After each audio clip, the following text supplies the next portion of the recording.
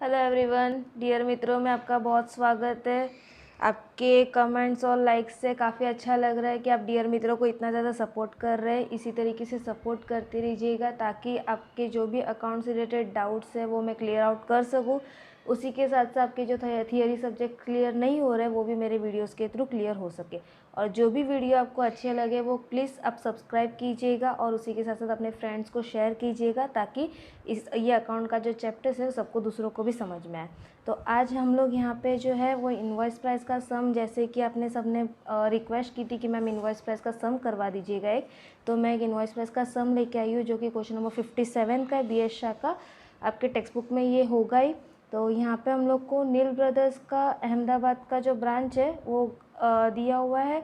Head office उसका है, head office sends good to the branch at invoice price by adding cost 20% profit on cost. The branch make both cash and credit sales. All the branch expenses are paid by head office except petty cash expense. And all cash received by branch is deposited in the bank account head office daily. और उसके बाद यहाँ पे कुछ particulars दे दिए हैं। Branch stock जो कि मैंने आपको बोला था इनवॉइस प्राइस पे दिया जाता है, ये दोनों इनवॉइस प्राइस पे हम लोग को इसको कॉस्ट प्राइस पे निकालना पड़ेगा। फिर डेप्टर आया, ओपनिंग बैलेंस है, क्लोजिंग बैलेंस मिसिंग है, पेटी कैश का भी सेम तरीके से, फर्नीचर का भी सेम है। फिर उसके बाद गुड्स रिसीव है, गुड्स रिटर्न है, cash sales, credit sale, discount डालो, बैड डेप, गुड रिटर्न, और ये से यहाँ पे सारे एक्सपांस है। फिर cash receive from debtor, petty cash expense और फर्नीचर। ओके, तो चलो स्टार्ट करते। सबसे पहले हम लोग का यहाँ पे स्टॉक था, मैंने बताया था जिस तरीके से यहाँ पे ओपनिंग बैलेंस आता है और अपोजिट साइड में हम लोग का क्लोजिंग बैलेंस रहता है। ठीक है, सबसे पहले हम लोग को यहाँ पे कौन कौन सी चीज़ें दी हुई है। स्टॉक दिया है, डेप्टर दिया हुआ है, पेटी कैश दिया हुआ है और फर्नीचर दे दिया है। स्टॉक था 54,000, ये स्टॉक आईपी प्राइस के ऊपर था। फिर डेप्टर आपका 36,000 का था, ये 3,000 का था। फिर 20,000 का फर्नीचर था। अब दूसरे साइड हम लोग सेम इसी तरीके से सारी चीज़ें लिख के रख देंगे, stock, debtor, petty cash, furniture. Okay, इसमें सिर्फ स्टॉक की वैल्यू दे दी है, बाकी सब वैल्यू मिसिंग है। अब हम लोग को यहाँ पे आईपी प्राइस पहले निकालना है। लास्ट टाइम मैंने बताया था वीडियो में कि किस तरीके से आईपी प्राइस निकालते हैं। यहाँ पे दिया है कॉस्ट प्लस प्रॉफिट, हम लोग का होता है आईपी। ओके, इन्होंने बोला कॉस्ट पे 20% प्रॉफिट है तो कॉस्ट 100 एज्यूम कर दिया, प्रॉफिट 20 हो गया तो हम लोग का आईपी हो गया 120। अब सबसे पहले इन्होंने ओपनिंग स्टॉक का दिया, आईपी के प्राइस पे 54,000 है, तो 100 पे कितना, तो इसका वैल्यू कितना हो जाएगा 54,000 मल्टीप्लाई बाय 100 डिवाइड बाय 120। यहाँ पे मैं कैलकुलेट कर रही हूँ, 54,000 इंटू 100 डिवाइड बाई 120, तो आपका वैल्यू आया 45,000। मैंने बताया था कि जो कॉस्ट रहता है वो हम लोग को ट्रेडिंग अकाउंट में डालना है। तो यहाँ पे सबसे पहले टू ओपनिंग स्टॉक करके मैं कॉस्ट की वैल्यू डाल रही हूँ 45,000, और जो डिफरेंस बचेगा 54,000 में से 45,000 डिफरेंस निकला तो अपोजिट साइड में डाल दो बाय ओपनिंग स्टॉक एडजस्टमेंट। ठीक है, यहाँ पे आपका आया 9,000। उसी तरीके से आपको क्लोजिंग स्टॉक को भी करना है। क्लोजिंग स्टॉक का आएगा 66,000 multiply by 100 divide by 120। 66,000 multiply by 100 divide by 120 आया 55,000। तो यहाँ पे सबसे पहले हम लोग को इसको ट्रेडिंग अकाउंट में डालना है बाय क्लोजिंग स्टॉक 55,000, और 11,000 का डिफरेंस आ रहा है, क्लोजिंग स्टॉक इधर है तो उसके ऑपोजिट साइड में हम लोग को क्लोजिंग स्टॉक का डिफरेंस डालना है। ये मैंने लास्ट वीडियो में बताया था, अगर आपने नहीं देखा है तो प्लीज़ वो वीडियो पहले देख लीजिएगा। उसके बाद उन्होंने बोला है goods receive from head office, तो हम लोग का तीसरा आया goods send. Okay, goods send का जो वैल्यू है वो दिया है 552000। मैंने बताया था गुड्स सेंड भी जो है वो आईपी प्राइस पे दिया जाता है, और यहाँ पे इन्होंने लिखा भी आईपी प्राइस पे ही है, तो इसका भी हम लोग कैलकुलेशन इसी तरीके से करेंगे। 552000 मल्टीप्लाई बाय 100 डिवाइड बाय 120, इसका वैल्यू आ गया 4,60,000। ओके, तो यहाँ पे हम लोग गुड्स सेंड हम लोग का क्या रहता है, परचेस, तो परचेज हम लोग का हो गया 4,60,000। और डिफरेंस कितना आया 552000 माइनस 4,60,000। तो यहाँ पे डिफरेंस हम लोग डाल देंगे buy goods and difference 92। Okay बस इसके बाद हम लोग का दिया है गुड्स रिटर्न। तो गुड्स रिटर्न हम लोग को पता है इस साइड आता है। अभी तक आपने काफ़ी सम कर चुके होंगे तो आपको ये आइडिया आ ही गया होगा कि यहाँ पे हम लोग का गुड्स रिटर्न आता है। तो यहाँ पे गुड्स रिटर्न का कैलकुलेशन वापस 6000 इंटू 100 डिवाइड बाई 120। यहाँ पे आपका आया 5000। गुड्स रिटर्न हम लोग का क्या रहता है परचेज रिटर्न। तो परचेज रिटर्न हम लोग का माइनस में हो जाएगा 5000। ओके और अपोजिट साइड में इनका डिफरेंस डाल दो टू गुड्स रिटर्न डिफरेंस 1000 का। ठीक है उसके बाद आपको दिया है कैश सेल्स और क्रेडिट सेल्स। अब मैंने जैसे बताया था हर अमाउंट्स की 2 एंट्री रहती है। कैश सेल्स हम लोग कहाँ पे डालते हैं इस साइड हो जाएगा कैश सेल्स 75,000। ओके और दूसरा कैश सेल्स हम लोग का कहाँ पे रहता है ट्रेडिंग अकाउंट में। यहाँ पे मैंने कर दिया कैश सेल्स 75,000। फिर आपको क्रेडिट सेल्स दिया हुआ है उसी तरीके से क्रेडिट सेल्स डाल दो। क्रेडिट था हम लोग का 554600 और क्रेडिट दूसरा अमाउंट कहाँ पे आता है डेब्टर्स अकाउंट में डेबिट साइड। तो 2 क्रेडिट सेल्स कर देंगे हम लोग 554600। फिर आपका उसके बाद दिया हुआ है discount allow bad debt goods return by debtor. तो यहाँ पे हम लोग का आ जाएगा बाय डिस्काउंट अलो वो आपका था 4000। फिर आपका दूसरा दिया बैड डेट वो आपका था 7500। फिर आपका दिया था गुड्स रिटर्न ये आपका वैल्यू दे दिया 12,700। ये सारे अमाउंट जो है आपके पीएनएल में आएंगे। सबसे पहले डिस्काउंट अलो हम लोग का पीएनएल में आता है तो वो हम लोग ने डाल दिया 4000। बैड डेट हम लोग का पीएनएल में आता है वो हम लोग का आया 7400।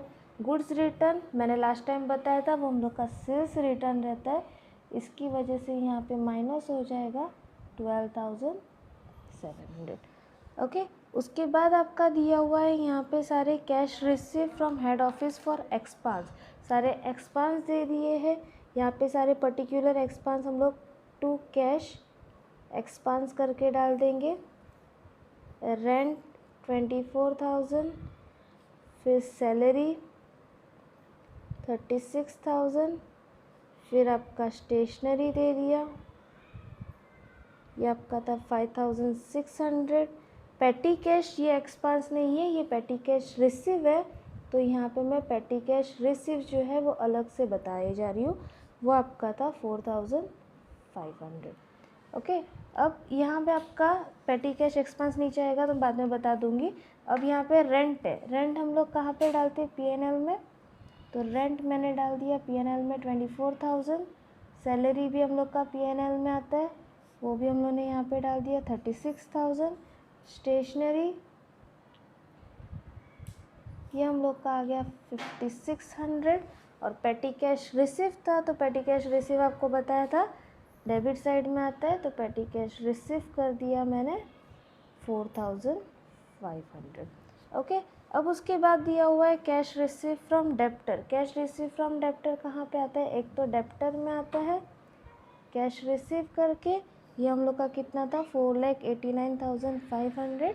दूसरा कैश रिसीव फ्रॉम डेब्टर हम लोग ब्रांच में डालते हैं तो कैश रिसीव में डाल रही हूँ यहाँ पे 4,89,500। ओके फिर आपका दिया है पेटी कैश एक्सपांस। अब पेटी कैश एक्सपांस हम लोग का पेटी कैश में क्रेडिट साइड आता है 6,700 और वही पेटी कैश एक्सपांस हम लोग का पीएनएल में जाता है 6,700। ओके उसके बाद उन्होंने बोला है कैलकुलेट 10% डेप्रिसिएशन ऑन फर्नीचर। तो यहाँ पे हम लोग डेप्रिसिएशन हम लोग को क्लोजिंग चाहिए था। फर्नीचर का वैल्यू कितना था 20,000। 20,000 में से हम लोग ने 10% हटा दिया तो कितना बचेगा हम लोग का 20,000 माइनस 10% 18,000। अब वो 18,000 हम लोग का क्या हो गया क्लोजिंग फर्नीचर। तो इस तरीके से यहाँ पे हम लोग को फर्नीचर की वैल्यू मिल गई। अब इनका जो डिफरेंस बचेगा वो हम लोग का क्या हो जाएगा, डेप्रिसिएशन। तो मैं यहाँ पे डेप्रिसिएशन की वैल्यू डाल रही हूँ 2000। ओके, तो इस तरीके से अब हम लोग का हाफ पोर्शन कंप्लीट हुआ है। यहाँ पे मैं ओपनिंग और क्लोजिंग पेटी कैश का डाल देती हूँ, डालना रह गया है। तो यहाँ पे हो जाएगा टू बैलेंस ब्रॉट डाउन 36,000, फिर बाय बैलेंस कैरी फॉरवर्ड यहाँ पे आपका देना बाकी है। ओके, उसके बाद आपका पेटी कैश का ओपनिंग था, टू बैलेंस ब्रॉट डाउन, ये आपका था 3000। ओके, तो चलो अब इसका हम लोग का यहाँ पे क्या आएगा, इस साइड हम लोग का आ जाएगा बैलेंस कैरी फॉरवर्ड। पहले हम लोग डेप्टर्स को क्लोज कर देते, 36,000 प्लस 554600, यहाँ का टोटल आया 590600, उसमें से माइनस किया 4000, 7400, 12700, 489500, ये आया हम लोग का क्लोजिंग डेप्टर। ओके, 590600 यहाँ पे मैंने डाल दिया और क्लोजिंग डेप्टर में हम लोग का हो गया 77,000। ठीक है, उसके बाद हम लोग पेटी कैश को क्लोज करते, 3000, 4500 माइनस 6700, ये आपका आया 800। पेटी कैश का क्लोजिंग डाल दो 800। ओके, अब हम लोग को क्या करना है, ब्रांच क्लोज करना है। ब्रांच के लिए सारे एक्सपेंस जो टोटल हम लोग का करना बाकी है वो मैं प्लस करके डाल दे रही हूँ यहाँ पे। ये टोटल आया 65600, फिर ऊपर वाला 54,000, 36,000, 3,000, 20,000, ये आया 113,000। ओके, क्लोजिंग का बाकी है 66,000, 77,000, 800, 18,000, ये टोटल आया 161800। ओके, तो चलो क्रेडिट साइड का टोटल करते, 9,000, 92,000, 6,000, 75,000, 4,89,500 प्लस 161800, यहाँ का टोटल आया 8,333,000। ओके, फिर ऑपोजिट साइड का टोटल 113,000, 552,000, 1,000, 4,500, 11,000, 656, इसमें से माइनस कर देंगे। हम लोग का ब्रांच का प्रॉफिट हो गया 86,200। अब लास्ट टाइम मैंने आपको बताया था यहाँ पे एक मैजिक होता है, किस चीज़ का मैजिक होता है, तो जो हम लोग का ब्रांच का प्रॉफिट होता है वही हम लोग का P&L नेट प्रॉफिट आता है। तो देखते हैं हम लोग का आंसर सही कहाँ तक आया है। यहाँ पे हम लोग का आया 455,000, 75,000 प्लस 554600 माइनस 12,700, ये आपका आया 616900। ओके, क्रेडिट साइड का ट्रेडिंग हम लोग का आया 671900 माइनस 45,000, 455,000, तो हम लोग का क्रॉस प्रॉफिट आ गया 171900, 6719 टोटल कर दिया। अब ये ग्रॉस प्रॉफिट हम लोग ट्रांसफ़र करेंगे P&L में 171900। डेफिनेटली यही साइड ज़्यादा है, दूसरे साइड माइनस कर दो, माइनस 4,000, 7,400, 24,000, 36,000, 5,600, 6,700 और 2,000 आ गया टोटल। तो यहाँ पे हम लोग का ये हो गया नेट प्रॉफिट। तो जहाँ हम लोग का टोटल मैच कर गया, मतलब हम लोग का सोल्यूशन जो है पूरी तरीके से राइट हो गया है। तो यहाँ पे हम लोग का ये क्वेश्चन कंप्लीट हुआ। डियर मित्रों को ऐसे ही लाइक करते रहिएगा और हम लोग का चैनल और आगे बढ़ाते रहिएगा। आपको अगर सम पसंद आया, मेरा सोल्यूशन का करना पसंद आया, तो प्लीज़ अपने फ्रेंड्स के साथ भी ये सब चीज़ें शेयर कीजिए। Thank you so much.